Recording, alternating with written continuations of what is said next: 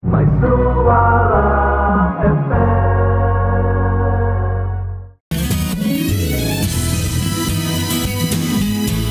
Okay, hello. Hi, Ms.Wan. Hi, Assalamualaikum and good morning everyone. Waalaikumsalam. Selamat hari Jumaat. Happy Fridaying. Okay, today our topic, I ada baca lah you punya status on Facebook last night. Last night? Last night, is it? Okay, you say... Oh, okay. I shared to the to all listeners that I'm gonna discuss about common mistakes yes, done by Malaysian yes, student in writing. especially in writing. Yes, correct. Okay, so let me Let us. kita buat. Okay, let us start.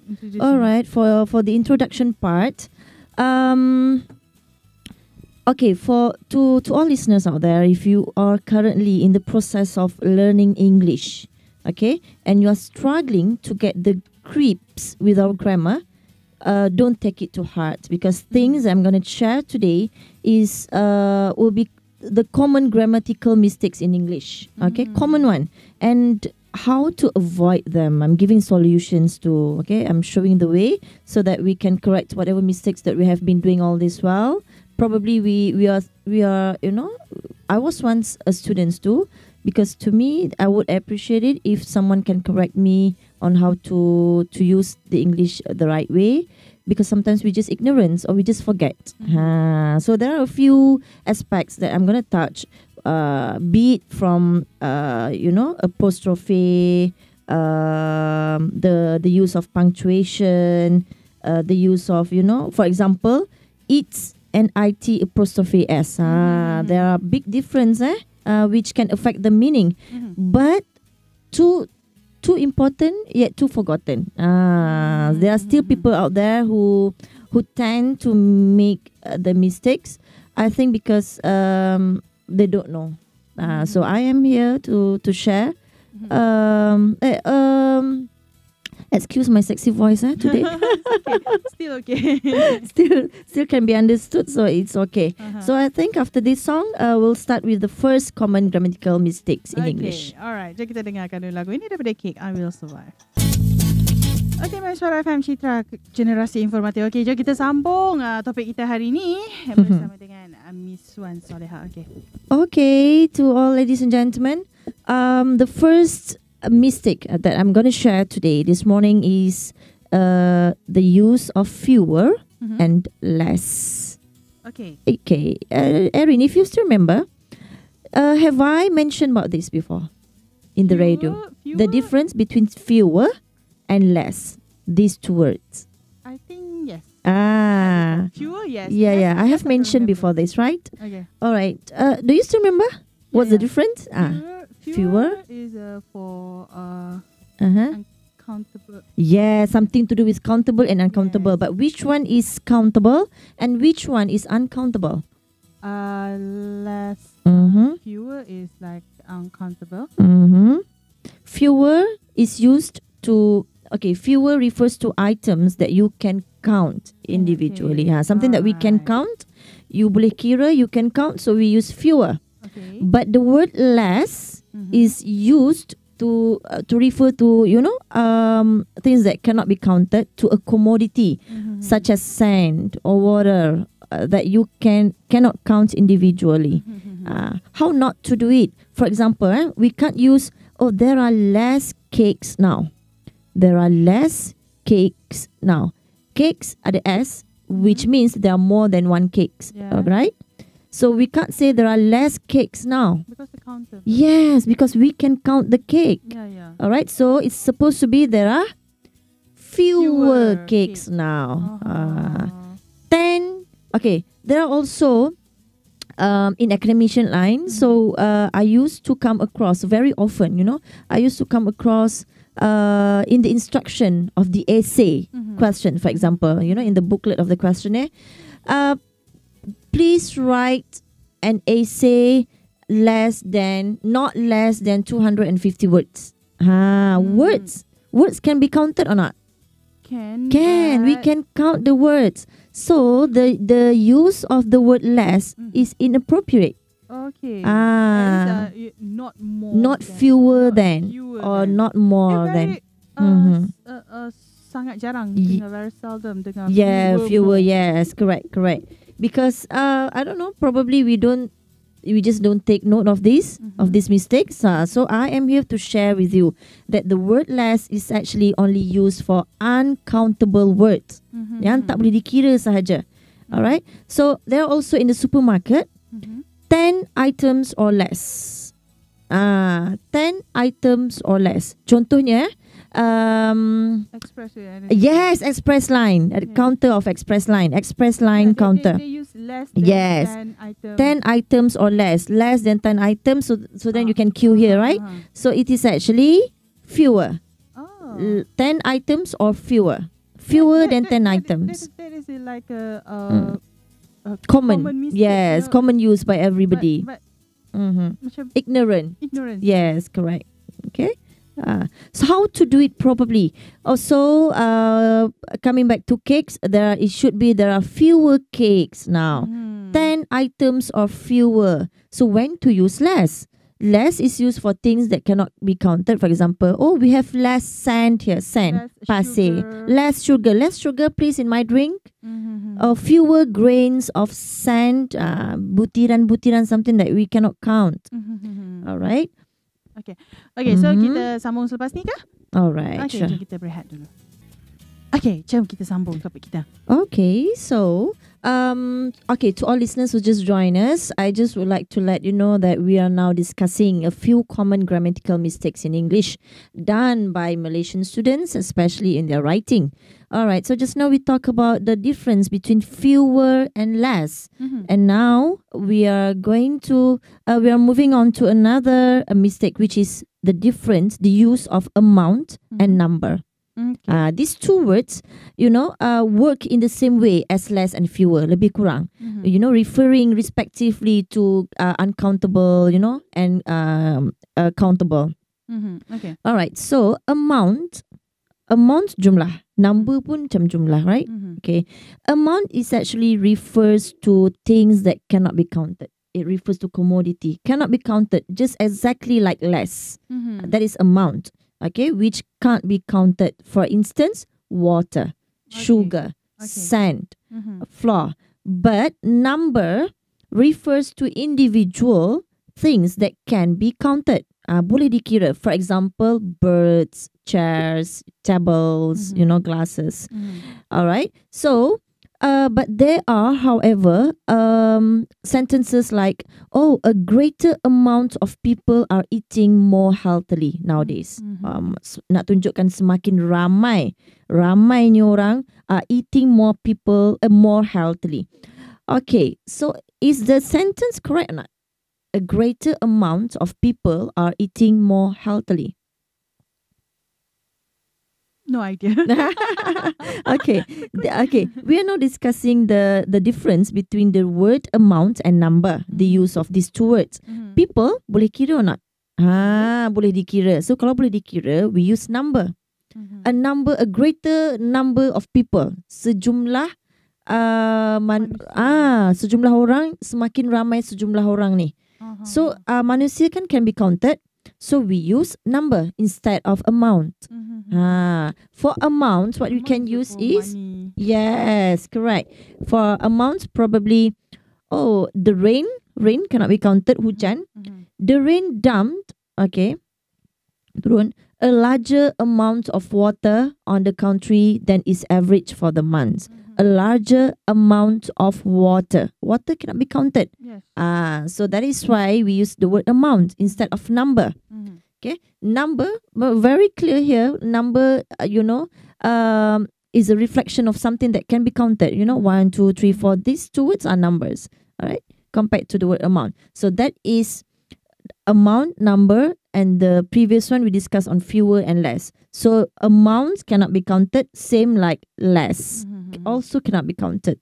All right. On the other hand, fewer and number share the same, the same way of using it. Like it is countable. Okay. All right. Then I have another one. This is very, very simple mistake, but always be done especially by my student. the confusion between then and then. Then Yes. THEN. Sounds quite similar, right? Sama bunyi. Then that. But the spelling is very different. THEN and THAN. Right? So the rules here is then THAN is used in comparisons.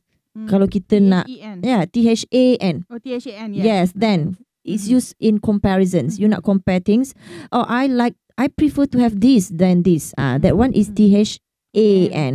And THEN is used to indicate something following something else in time. Something yang ikut turutan, right? Something following something else in time. As in step by step punya ni, instructions or planning a schedule. For example, oh, we'll go there, then we'll go here. You take this first and then you can also take this. Or you put the water first and then you boil it. Okay, something following instruction, right? Step by step. So that's the difference between then and then. THAN and THEN. There are sentences like she was better at it than him. Oh, she's better at it. She was better doing this than him. Then tu THEN kalau yang salahnya. And the correct way is THAN. yes, because Comparison. reasons, correct. Alright, ada juga yang ni. It was more than enough.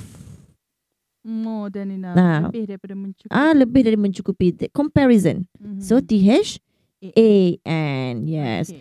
How about sentence like, oh, we will go to the baker first, then the coffee shop. THEN. Why? Because of part by part. Yeah, step by step, you know, to indicate something following something else in time. All right. Okay, so kita berehat dulu dan selepas ni All right, see you after this because we have a lot more to discuss. See you. MYSUARA FM.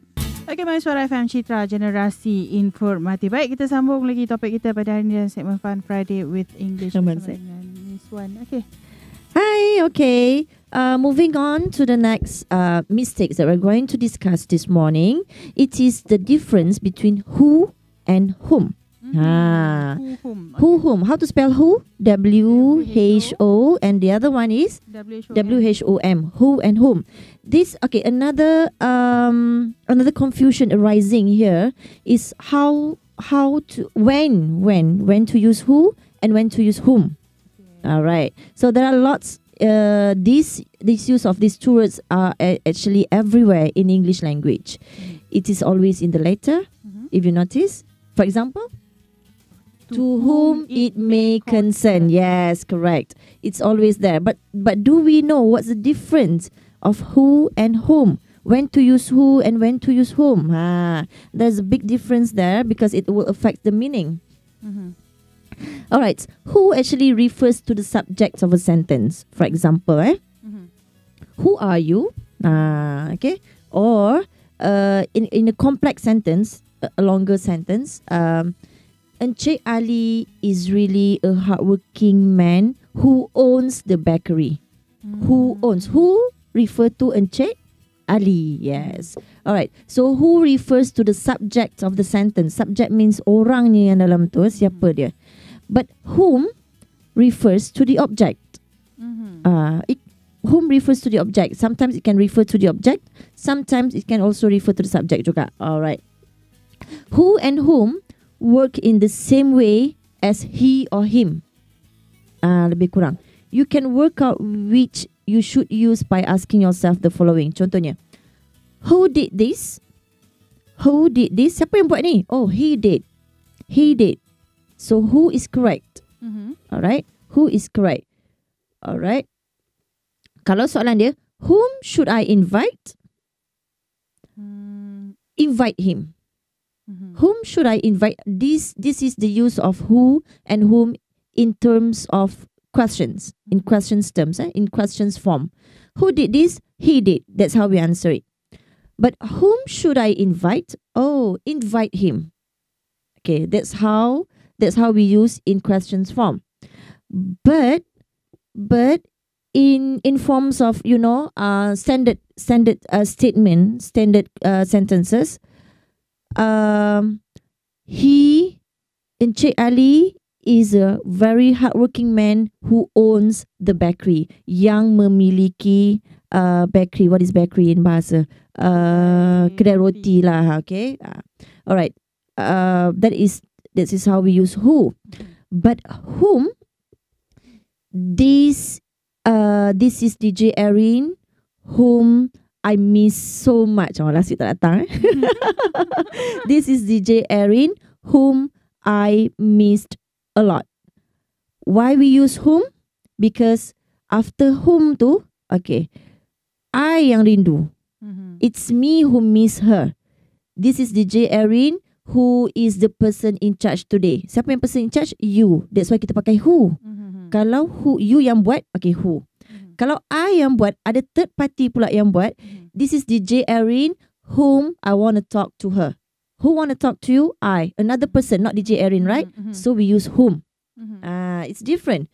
This is okay, Arin, I would like to introduce you to my boss. This is Dr. Nolena, whom I always talk about. Inilah orangnya yang I selalu cakap. This is Dr. Nolena, whom I always talk about. But kalau kita nak pakai who, oh DJ Arin, this is Dr. Nolena, who would like to see you, Arin. Yang dia yang nak jumpa you. It's two different things. So that's how we use who and whom. Alright. Okay. So kita berehat dulu kejap. Alright, correct. Dan kembali selepas ini. Okay. Suara FM Citra, generasi informatif. Baik, sambung. Alright, so okay, to all listeners, just to let you know that for today's slot only, is going to be a bit special as we extend the time. Okay, we started late, so we'll end late. Alright, so the next mistakes that I'm going to point out here is the use of the word invite and invitation. These mistakes is now so common. I found it everywhere, that it's almost accepted as an alternative. So this is dangerous to me. As a linguist, I rasa macam this is unacceptable. Because it's so common to the extent that people see it as something that is correct. Whereas it is not. But if you really want to speak English properly, we should avoid it. So we learn today and we avoid using it. The word invite is a verb. What is verb? Kata kerja. Sebelum sebut kerja tu dia buat K. Bagi cari dulu. Alright. Sebab selalu confuse kata kerja and kata sifat. Kata sifat is adjective.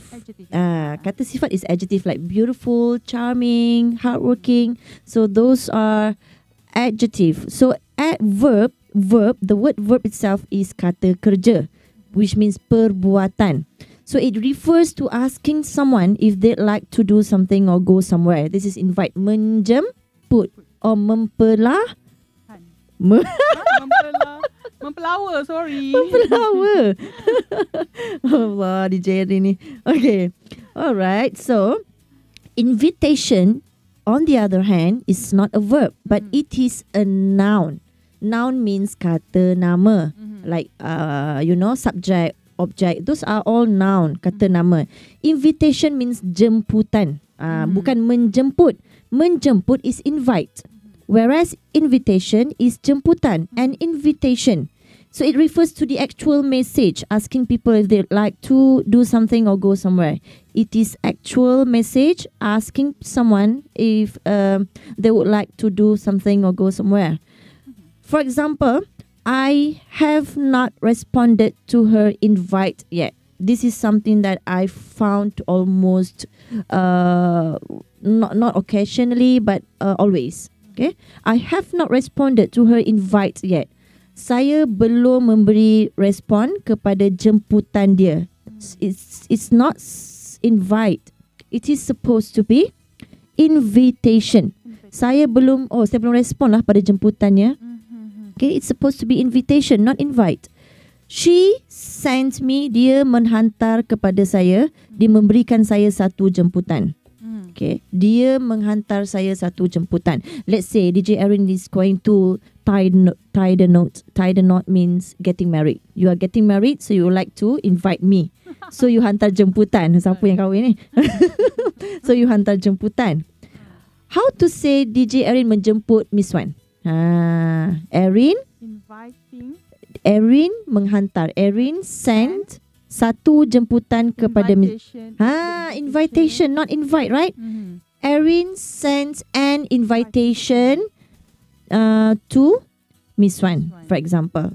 Arin sends an invitation to Ms.Wan, not invite.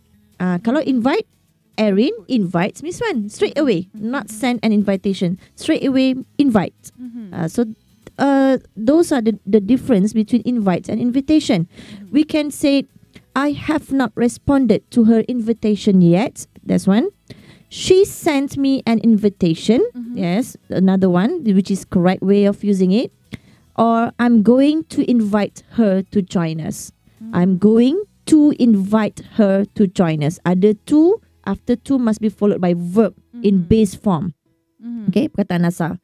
So I'm going to invite her to join us. We can't say I'm going to invitation her to join us. No, correct. Saya akan jemputan dia.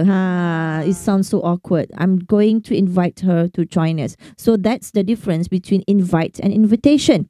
I have another one before we end our session. Okay. It is eats and eats. Eats and eats sounds same, sounds very similar, very much similar, but what's difference is the second eats has apostrophe.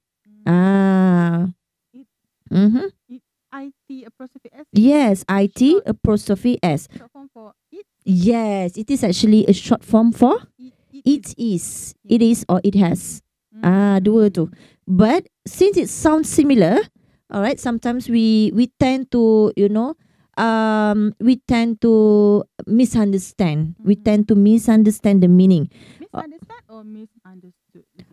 Both are correct, but we tend to after to kan root words misunderstand. Okay. Misunderstood is past participle word.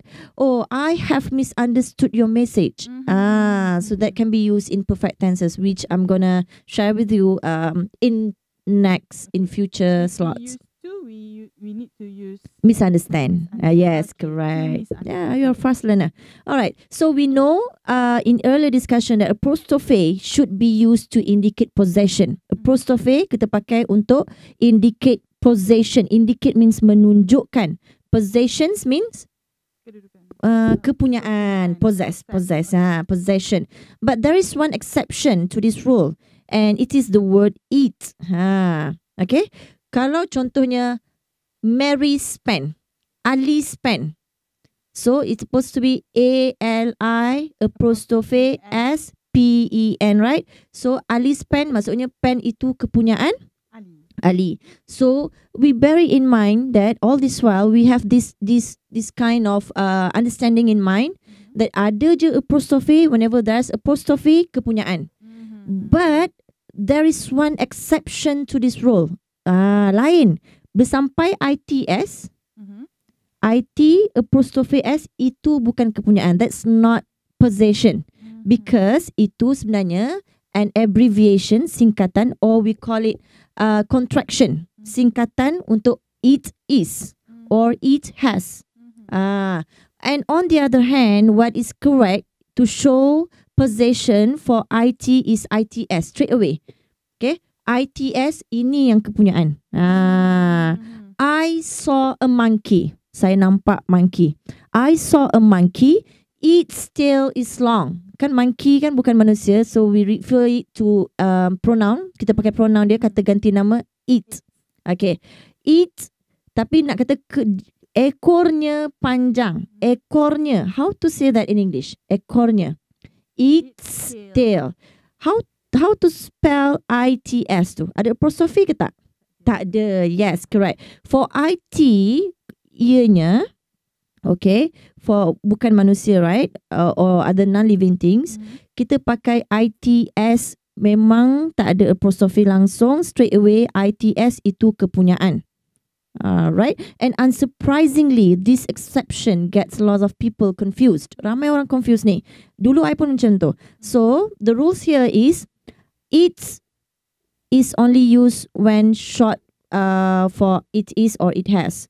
But ITS straight away yang tak ada apostrophe indicates something belonging to something that isn't masculine or feminine. Maksudnya bukan his, bukan hers. Alright. If it helps, contohnya, it's snowing outside. Ataupun it's raining, to our context. Oh, it's raining outside. It's raining outside. ITS or IT apostrophe S? Yes, correct. IT apostrophe S because it is raining outside. Pandai, DJ Arin cepat belajar. Next, the sofa looks great with its new cover. ITS without apostrophe. Yes, the sofa looks great with its new cover. Oh, sofa tu nampak elok lah dengan dia punya cover baru. So dia punya, sofa tu punya. So this is not human being, so memang kita refer it as its, IT. So this is, since this is belonging, possession, so ITS straight away. Alright, so I hope from a few simple mistakes that I have shared today, this morning, these are all simple mistakes, but if we do it, quite often, regularly, we'll never learn, and it will affect the communications, as somehow or other the people whom we are talking to might misunderstand what we are trying to convey, our message. All right, so that is why it is small things like this is very important for us to learn and improve in our communication. So I hope this discussion for today will benefit all listeners, and we'll be coming back next week, same time, same day, with other interesting topics. So stay with us for Fun Friday with English. Stay tuned, and Assalamualaikum warahmatullahi wabarakatuh. Thank you. Okay. Jom kita berehat dulu dan selepas ini